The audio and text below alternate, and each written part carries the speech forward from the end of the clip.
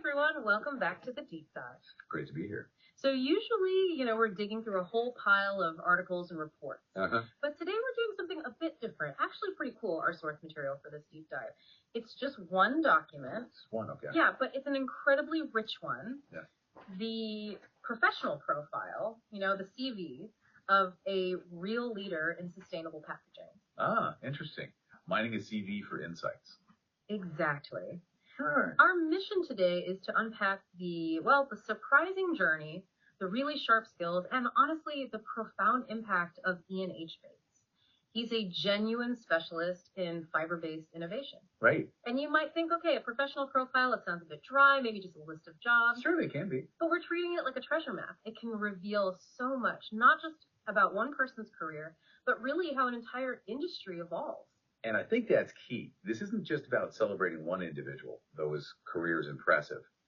It's about using this profile to understand how things like dedication, strategic thinking, and that real hands-on innovation, how they actually combine to tackle something huge, a global challenge like plastic waste.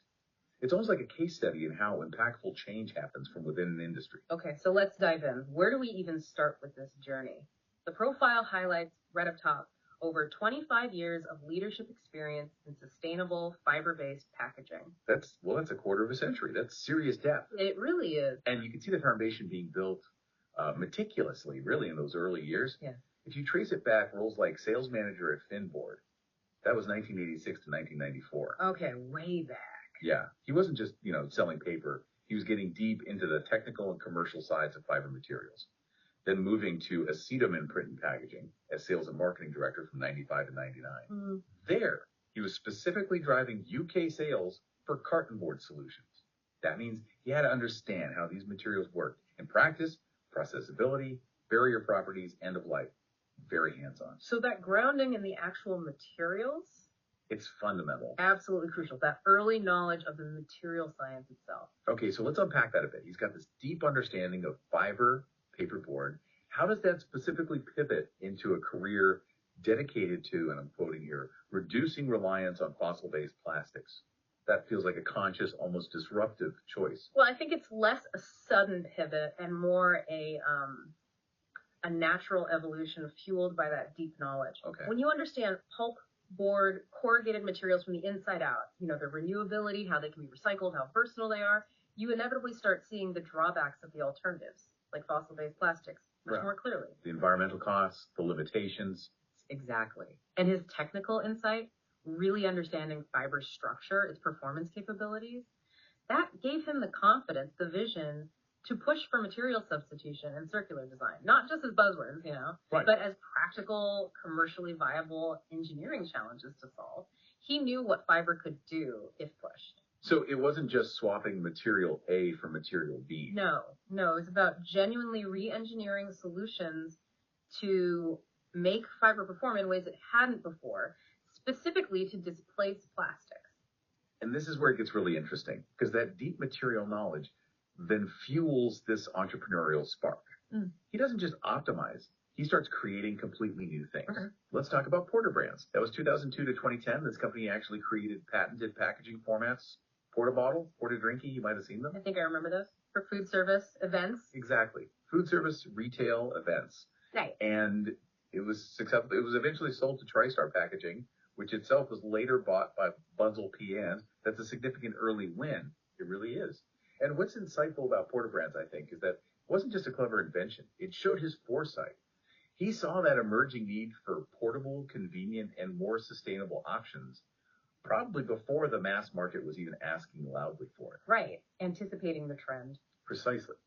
It shows how linking that material science understanding with spotting shifts in consumer behavior can create real commercial value. And that entrepreneurial thread continues, right? It does. With On Idea, that was his consultancy from 2014 to 2018.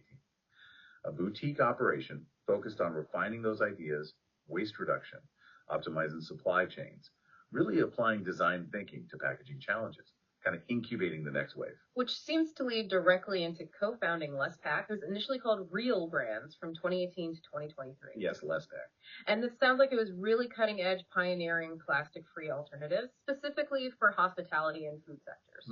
A really critical area. But the profile also notes, very frankly, that the business stopped trading post-COVID due to the downturn in that sector. Yeah. And that, well, it's important to acknowledge, isn't it? It shows the tough realities of innovation, even when you have a great idea addressing a huge need.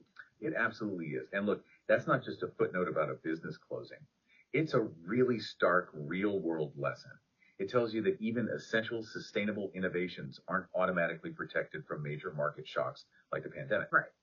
So this whole journey from the success of Porter Brand's patented formats to pioneering genuinely plastic-free options with LessPac, and then facing that setback, it speaks volumes about the kind of resilience you need. Yeah, persistent. Immense persistence and adaptability. Technical skill is vital, of course, but driving systemic change and sustainability, especially in a volatile market, it demands that human grit to keep going when things get tough. Market forces can be brutal. So he's mastered the materials, he's innovated new products, faced success and setbacks. What's the next phase? It seems like his focus broadened towards influencing the whole system. Exactly, moving towards broader ecosystem impact. We see his role as partner at the Less Packaging Company, that was 2011-2013. There, he was helping major retailers cut material use, reduce carbon impact by re-engineering packaging formats. That's working at scale. That's right. And his strategic impact really comes from being so deeply embedded across the entire cellulose value chain. Yeah. He's not just talking to one part of it. Okay. He works with brand owners, retailers, the manufacturers, all across Europe. And the goal isn't just fixing today's problem. It's about future-proofing their packaging strategy. Future-proofing how? Through a mix of things. Applying circular design principles. Designing packaging so it can actually be easily recycled in the real world. Right. Practical recyclability. Yes. And also bringing crucial policy insight. He understands the complexities of things like EPR, extended producer responsibility schemes, and the incoming plastic taxes. Yeah. He acts as a bridge. Yeah, between the technical teams who know the materials, the regulatory teams grappling with policy, and the commercial teams focus on the market. He connects those often separate worlds. That makes him incredibly valuable in driving change across that complex system. And he's not just working behind the scenes, he's a vocal advocate too. Very much so. Look at his current freelance role since 2023 as marketing and partnership director for Two Sides. Two Sides. Promoting paper and print. Exactly. Leading pan-European marketing campaigns, promoting the environmental benefits of paper and paper packaging, building partnerships, contributing to platforms like Love Paper. It's very public-facing advocacy. It is. And his commitment there, it goes beyond just promotion. He's actively challenging greenwash. You see that in his writing, his panel appearances. That's important. Critical. His stated mission to champion paper's role in a lower carbon, resource resilient world. It isn't just marketing fluff. It's an informed strategic push to correct myths and advocate for material with genuine sustainable credentials, but one that's often, frankly, misunderstood. So connecting the dots, it's not enough to just invent the solutions. No. You have to actively shape the conversation, the understanding, even the policy around them. That's how you get real systemic change globally. He understands that. And his communication skills seem just as diverse as his technical background. He hosts his own podcast, The Y Factor. Right, using different channels to get the message out. Which is a great way to make these sometimes complex ideas more accessible. Definitely. And beyond the podcast, he wrote The Oily Bible. The description calls it a provocative guide to modern sustainability thinking. Suggests he's not afraid to challenge the status quo. Provocative, yeah. Pushing people to think critically. Exactly. Plus, he's a regular fixture, speaking at big industry events, packaging, FMCG, sustainability conferences, contributing to journals, webinars, panels. He's consistently putting the ideas out there. He's not just an innovator locked in a lab. Not at all. He's an educator, a communicator, a thought leader, translating complex stuff for different audiences. So when you list out his key skills, things like packaging sustainability strategy, industry advocacy and thought leadership, regulatory insight covering EPR, plastic taxes, recyclability, it all weaves together. It really does. It's this incredibly holistic approach that's so fascinating. He's doing the invention, the material science, but he's also educating the industry, pushing for policy change, tackling misinformation. It covers the whole life cycle, from lab bench to legislation to public perception. That's why the impact feels so substantial. I think so. It's that full circle contribution. And, just to round out the picture of the person behind the profile, it mentions his hobbies. They're quite diverse. Oh, yeah. Like what? He's a licensed drone photography pilot, creative writing, skiing, scuba diving, sketching, and he notes an interest in, quote, capturing life's oddities through a curious lens. Huh. A curious lens. That's interesting. Yeah. You could just see those as hobbies, but I wonder, maybe those diverse interests feed back into his work. How so? Well, seeking out different perspectives, looking at things from unusual angles. Like drone photography gives you a literal bird's eye view. Sketching requires close observation. That curious lens he talks about. Mm-hmm. Maybe that's fundamental to how he spots problems and finds innovative solutions in packaging, too. Seeing connections others might miss. Exactly. It suggests a mind that's always exploring, always looking critically but creatively.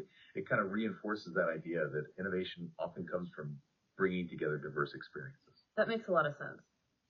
So, wrapping this up, thinking about what this means for you, our listener, we just spent this whole time diving deep into one person's professional profile. And it really wasn't just a dry list, was it? Not at all. It was a story. Yeah, a narrative of innovation, definitely resilience through challenges, and this really dedicated advocacy for change in a field sustainable packaging that's just incredibly critical right now. And I think looking at a career like this in this detail gives you a kind of shortcut, a way to quickly appreciate just how complex it is to drive real environmental change within an industry. Right. It's not simple. No.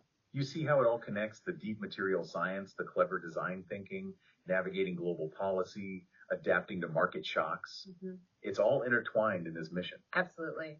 So as we finish up, here's something to think about, maybe a final provocative thought for you. What seemingly dry document or profile exists in your own field? Good question. Could be an old project plan, maybe an industry standard document, even someone's LinkedIn profile on your team.